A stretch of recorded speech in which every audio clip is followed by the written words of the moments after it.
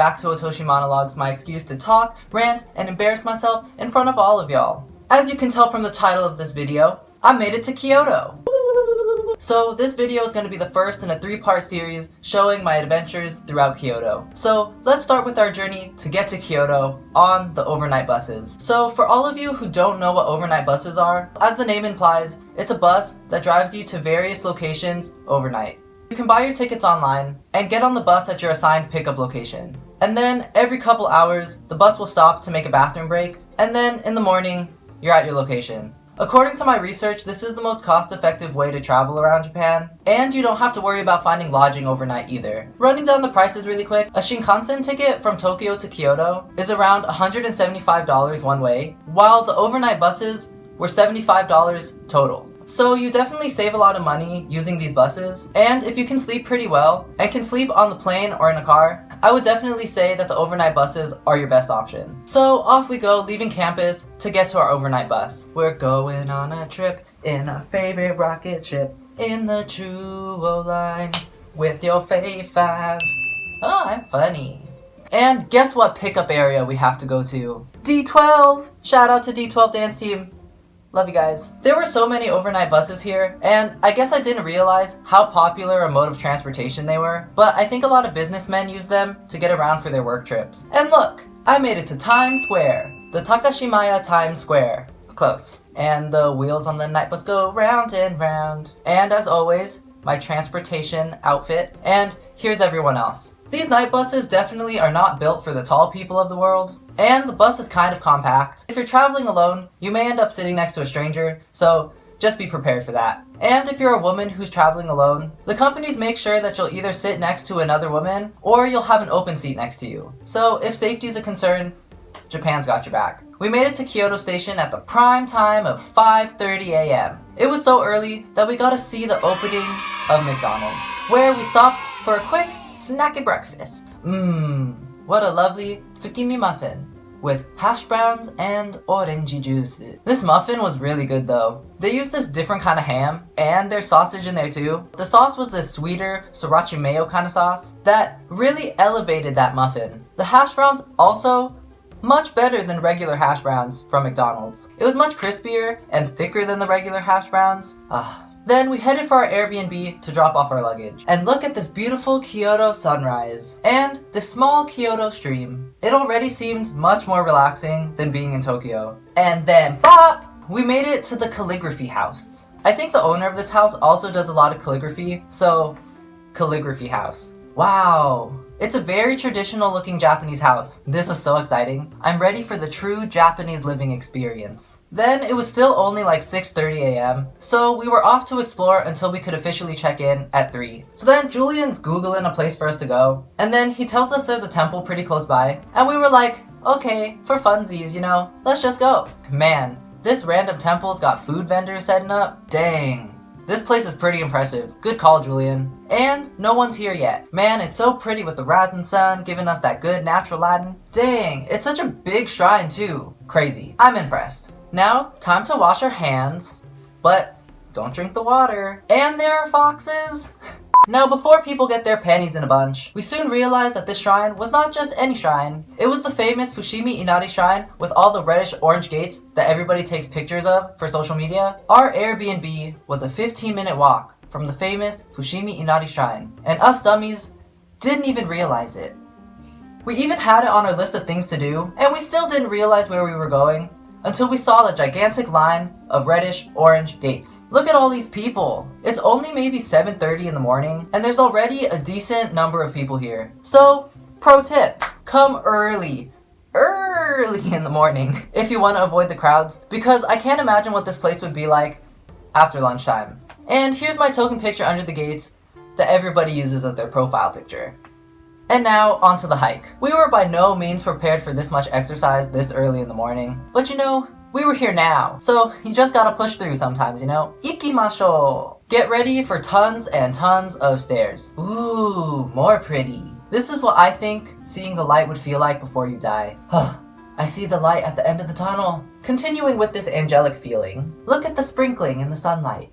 Everything just has this nice glow on it. It felt really surreal. Looking back at this now, I feel like this is one of the moments where people would be like, oh, I had a spiritual experience that changed my life. But in the moment, I was just like, oh, gotta make it to the top. I'm sweating and I'm tired and we're not even halfway there yet. And then, poof, we made it to the top. And I thought it was gonna be like when you make it to the top of a mountain and then you have a really nice view of everything. But instead, it's a whole bunch of shrines and memorials that I'm pretty sure you could see something that looks really similar to it at the bottom of the mountain. But I would still climb to the top again. And because we met this person that I like to believe was a nice, friendly fox mountain spirit, like in the movies. Side note, in Japan there are legends about fox demon spirits disguising themselves as humans, and Fushimi Inari Shrine has a lot of fox statues, so that was my thought process. So, story time. At the top of the mountain, I see this backpack, and it was playing music, and I was like, how odd. Who else is up here? Because I don't see anyone. But we continue our way down the mountain, and then we stop to take a picture, and all of a sudden, this old Jichan man pops up, and he's carrying the backpack that's playing the music. He's so friendly, and he offers to take the photo for us. He takes the photo and then continues his way down the mountain, and then poof, he's gone. We took the same path as him, but I didn't see him in the distance at all. So then I'm sitting here thinking, mountain ghost. But then my theory was debunked because in his attempt to take a picture for us, he accidentally had it facing himself for the first couple pictures. So we got him on camera, and then once we made it all the way down the mountain, I finally saw him again, and he was just chatting away with another person. So no friendly fox spirit, but I can dream, can't I? We left the shrine around 9:30, and look how many students are coming. Good thing we beat the crowd. Then off to find some food, which is a lot harder to do when no restaurants open until 11 a.m. So legit, we wandered around for an hour and a half trying to find a place to eat. And then we finally decided at this place called Dragon Burger. And on the way there, I saw this daredevil construction worker. That's some real talent right there. This burger place is made by a man raised in Paris, but their Dragon Burger does have a slight Japanese influence because they put Japanese style pickles on it. Also, you can add matcha soft serve for 200 yen. I should also mention that Kyoto is Japan's matcha capital, so you'll be seeing a lot of matcha this trip. The burger was aight. I think the cheese was a little too overpowering, and something in the burger was giving off a slight bitter taste, but still, 7 out of 10, average. The matcha soft serve was a little above average, 8 out of 10. Not a super duper strong matcha flavor, but good sweetness, good texture, good cone. Then it was off to Kiyomizu Temple. It's looking kinda similar to the last one. Everything's got that red color, but off we go. Once we made it to the actual temple part though, it was completely different. You can't film inside the temple, but it was a lot of various deity statues, and there was this gigantic bell that people waited in line to ring. But off to outside. Here's a quick view of some of the things we saw.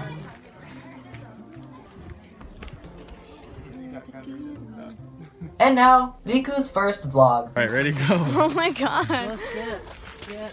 Oh, you should have done it way earlier. Oh, Jesus. What are you doing? We're vlogging now. Is it on you? No. Dude, what are you doing? I'm doing... It's gonna be horizontal. Oh, sorry. So, we're walking right now, you know? A lot of walking in Kyoto. It's a great angle. There's some puddles right there. Look at that puddle. There's no one else here. I think that this might be a lie, honestly, and we're just gonna go and die. Alright, I don't want to vlog anymore, I'm scared. Thanks, Riku. So insightful. Anywho, we got some moss rocks and some wild chestnuts. Ooh, look! De-shelled chestnut. And then we ended up in this garden. Selfie time. Time to walk back. But first, Julian's interview. I think some school had a field trip today, and they needed to talk to foreigners about why they decided to come to Kyoto. And out of all of us, Julian got stopped, not once, but twice. Because, well, he's so tall, of course. Yep, that's why. We stopped this program to bring you Japanese creatures.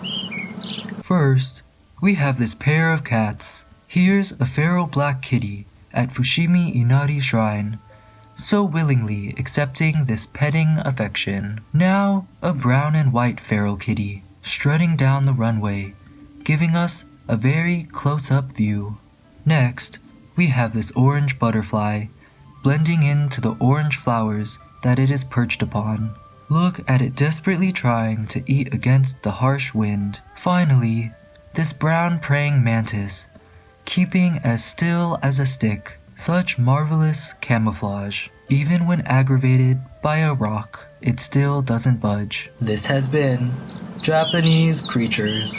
Now, off to Yasaka Pagoda. On our walk, we passed some traditional architecture, stopped for some iced matcha, and then poof! We made it. The area around this pagoda has a lot of Japanese souvenirs, and you're walking along these rustic looking streets. It's a very stereotypical olden Japan type vibe. And then, you get to try a lot of different samples. We tried lots of different salt, washed our hands with jelly soap, ate lots of various sukemono, including this cucumber on a stick to satisfy Shion's obsession, and an unexpected 5-course sukemono tasting with various ume, pickled garlic, and jam. Because the worker waved us over to try one thing, and then while we were eating that one thing, she pulled out another, and another, and another. I don't even think she was pressuring us to buy anything. I think she was just bored because no one was coming up to her. But it was some very good pickled stuff. One thing I didn't get to try though was the kinako covered warubi mochi. And you wanna know why I didn't get to try my warubi mochi? Because I was a kind soul and the universe didn't reward me. The lady right in front of me in line for the samples ate it, and she was like, This is really good. and the worker lady was trying to explain that the box on the table was filled with the thing that the other lady just ate. But the customer didn't understand what the lady was trying to say, and she kept saying, Oh, but the sample I just ate was cut in a different shape than the things in that box. and I was standing here thinking, well, obviously the samples are going to be different shape than the thing in the box because samples are always smaller. So then I step in and tell her in English, oh, I think the thing you just ate is in that box right there. And then she was like, Oh, are you sure? Because I only want the thing I tried. I don't want to buy something else. and then I'm like, ugh, I just want my sample. After more struggling, I finally convinced the lady that what she ate is in that box. But then she had to decide how many pieces she wanted to buy, and then the worker lady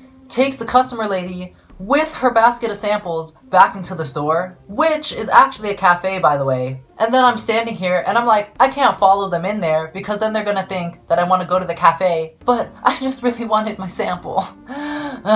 So then we waited outside for a while, and then the sample lady never came back, and I was so upset. But we march on for more matcha for Eric, but also so we could sit down and rest our feet because it's already been a pretty long day. And last stop of the day, a Ghibli Store. Man, this place was massive. It was actually split up between 2 stores. I was like a kid in a candy shop. And look, we're at the bus stop. Let's go, Totoro. And now a quick stroll through a park with some skipping across a dried up creek to get back to the train to go check into our Airbnb. Nice sunset. And poof, we in the Airbnb.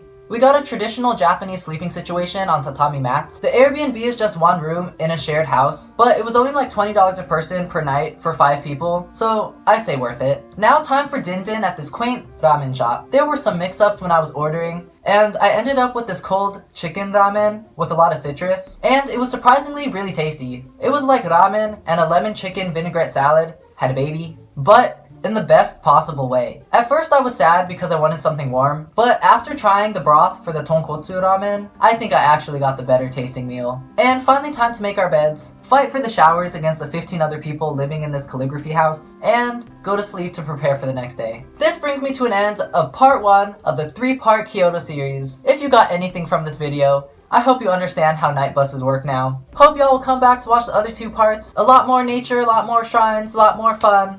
And I'll talk to y'all next time I do something interesting. Mata next time! Part 1 of the 3-part oh my god, that's 4. Woo!